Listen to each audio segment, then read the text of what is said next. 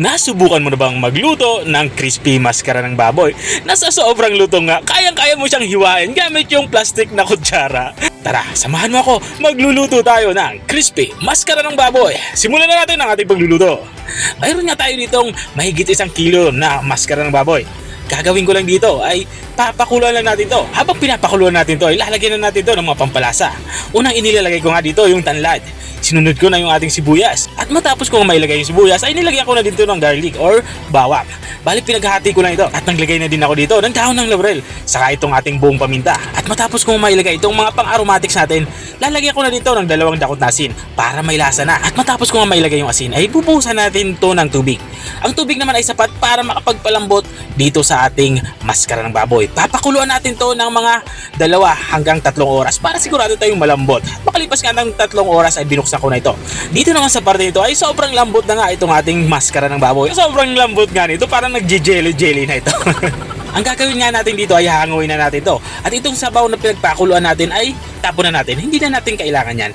At matapos natin mahango yung ating maskara ng baboy, palamigin lang natin ito. At habang pinapalamig nga natin yung ating maskara ng baboy na lulutuin, dito naman sa parte ito ay nagpapainit na ako ng ating mantika. 1.5 litro nga ng mantika ang aking pinapainit dito para siguradong malubog itong ating lulutuing maskara ng baboy. At dito naman sa parteng ito ay tinutusok-tusukan ko muna itong ating maskara ng baboy at lalagyan ko ito ng asin.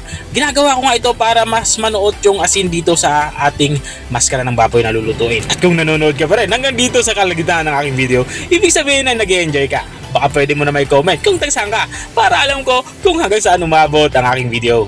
At balik tayo dito sa ating nilulutong ulam. Dito nga sa parteng ito ay magpiprito na ako. Ang teknik nga dito para hindi magtilamsik yung mantika ay tatakpan mo agad ito matapos mo mailagay yung piprituhin mong maskara ng baboy. At habang nga tayo ay nagpapatuloy sa ating pagluluto, gusto ko lang i-shoutout ang mga masusugid nating mga taga-subaybay. I-shoutout nga kay Ma'am Edith Amiral ng Baisa QC. Shoutout din kay Baby Mangunay Moring ng San Miguel, Bulacan. At shoutout din kay Ma'am Milet Sendico ng Cabancalan City, Negros Island.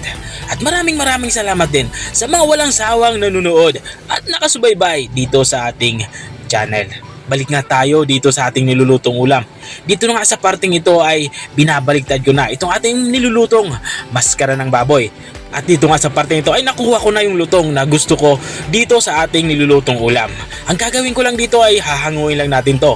Kumuha nga ako dito ng strainer at ang gagawin ko lang dito ay papatuluin ko lang itong mga sobrang mantika na nanggagaling dito sa ating nilulutong maskara ng baboy. Dito pa lang nga ay sobrang nakakatakam na nga itong ating nilulutong ulam at sa unang tingin pa lang ay sobrang lutong na nga ito. At papalamigin lang muna natin to at iserve natin to kasama ng ating mga paboritong sausawan. Mayroon nga tayo ditong sausawan na sili, may suka at saka may sibuyas. At ito na nga yung ating ulam pananghalian. Ito nga yung ating crispy maskara ng baboy. Nasa sobrang lutong nga ay pwede mo siyang gamitan ng plastic na kutsara, di ba?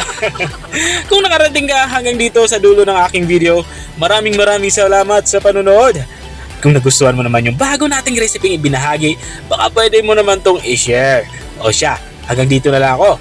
Kita-kita ulit sa mga susunod kong mga videos. Paalam! Bye-bye!